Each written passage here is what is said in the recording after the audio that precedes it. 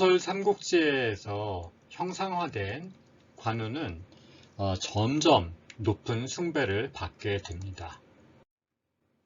관우에 대해서는 일반 민간에서도 숭배를 하고 국가에서도 숭배를 하는 그런 존재가 되죠. 자, 우리나라 같은 경우에 중국으로부터 들어온 그런 신령들이 있습니다. 지금은 거의 사라졌지만 여전히 일부 남아있는 부분들이 있죠. 대표적으로 관성제군이 있는데 관성제군은 관우를 의미합니다. 그리고 소열 황제를 모시기도 했어요. 소열제는 유비죠. 그리고 와룡선생은 제갈량을 의미합니다. 게다가 옥천대사도 있어요. 옥천대사가 관우의 사부랍니다. 그리고 오호대장은 여러분들 아시죠? 예, 관우, 장비, 마초, 황충 이런 사람들이죠. 그리고 간부인, 미부인, 손부인은 모두 유비의 부인들이죠. 근데 아무튼 이런 사람들을 모두 우리나라에서는 신령으로 모시고 있습니다. 좀 특이하죠? 한국의 귀신들의 계급을 보면 하늘에 천신이 있습니다. 그리고 조상신이 있죠. 우리의 조상. 그 다음에 산에 산신령이 있습니다. 그리고 그 다음에 꼽히는 것이 바로 유비나 관우, 장비 같은 신입니다. 이 사람들은 전내신이라고 하는데요. 별도의 건물에 이 분들을 모시게 됩니다. 그리고 그 아래 단계가 최영이라든가 임경업이라든가 신립이라든가 이런 우리 역사에 상당히 중요한 비중을 차지했거나 안타깝게 실패를 한 그런 분들을 모시고 있습니다. 그러니까 한국의 인물들보다 이 유비나 관우, 장비를 더 높이고 있는 거죠. 예, 이건 좀 약간 특이하다고 할 수가 있겠습니다. 그리고 그 다음에 지배 신들이 있고요. 그리고 각 어떤 그 건물 터라든가 이 장소 이런데 터신이 있습니다. 그리고 그 외에 가장 말단으로 저승과 관련된 그런 신들이 있습니다. 이렇게 본다면 한국의 귀신 계급에서도 이 삼국지 연의에 나오는 유비나 관우, 장비 등은 아주 높은 평가를 받고 떠받들어지고 있었다는 것을 알 수가 있습니다. 자, 그런데 관우가 살아생전에는 어땠냐라는 걸 살펴볼 필요가 있습니다. 살아생전에 관우는 어떤 대우를 받았을까요? 관우는 실제 높은 벼슬을 받지 못한 상태에서 오랫동안 젊은 시절을 보냈습니다. 그러다가 나중에 얻게 된 것이 편장군이었습니다.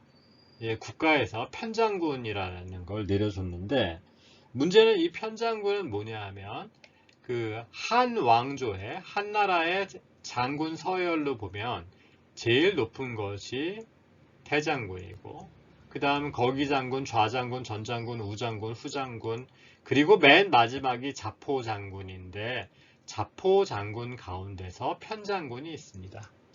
결국 관우는 살아생전에 그다지 그 한왕조의 황제에게서 높은 평가를 받았던 건 아니었던 것 같아요. 네, 편장군이었으니까.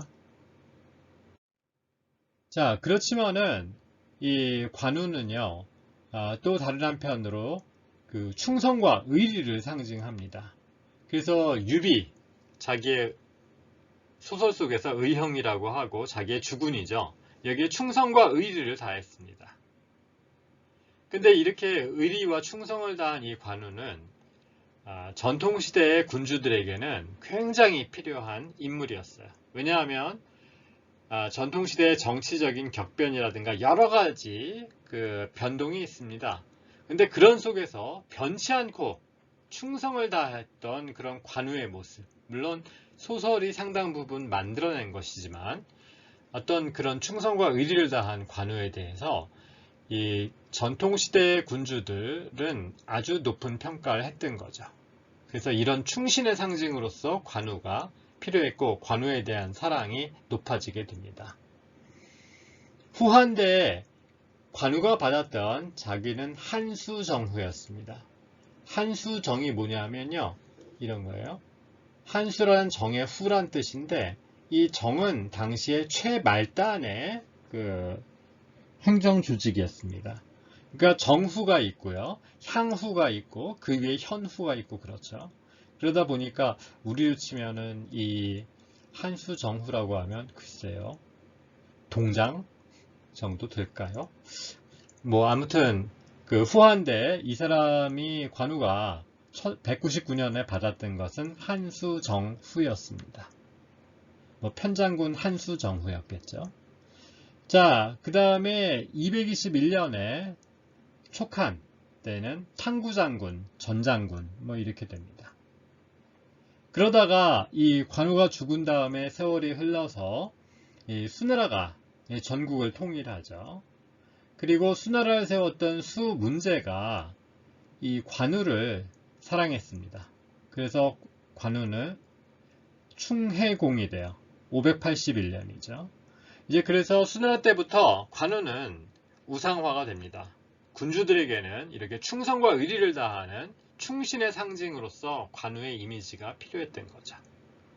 그리고 수나라를 이은 당나라 때는 여기저기에 관우의 묘를 세우게 됩니다. 그래서 곳곳에 관우의 사당이 만들어지게 되죠.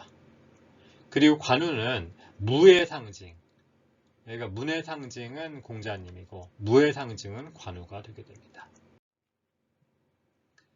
이런 어떤 관우에 대한 사랑은 송나라 때가 되면 더 심해지게 돼요. 그래서 송나라의 휘종 황제는 이 관우를 의용무한왕으로 봉합니다. 1123년이죠. 그리고 원나라 때가 되면은 더 심해져요. 그래서 원나라의 문종 황제는 이 관우를 현령의용무한영 제왕으로다가 봉하게 됩니다. 1328년이에요.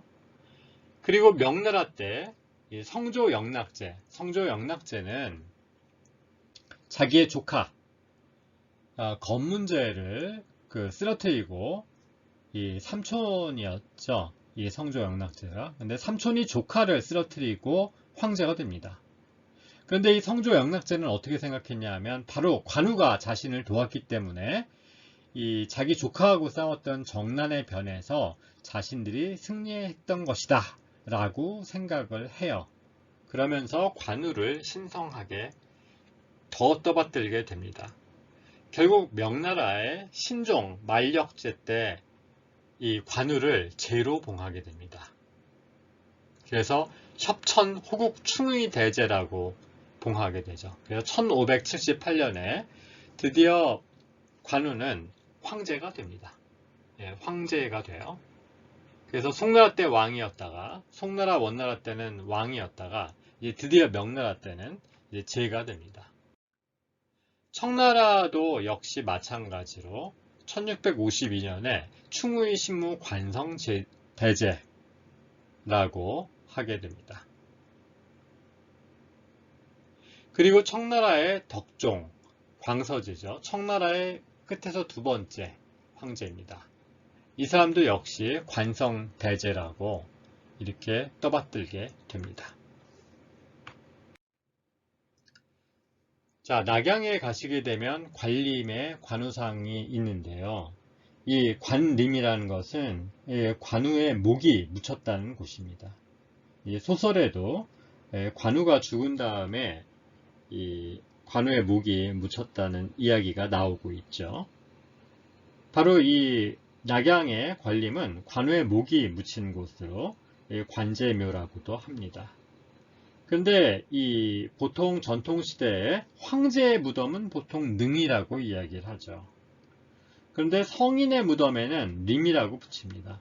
그래서 공자는 공림. 그런데 관우도 역시 관림이라고 불리게 됩니다. 그래서 중국에서는 이렇게 관우가 아주 높이 떠받들어지고 있어요. 그런데 아까도 말씀드렸지만 왜 이렇게 역대 황제들은 관우를 우상화했을까? 관우는 정부에서 홍보할 때 아주 유용한 인물이었습니다.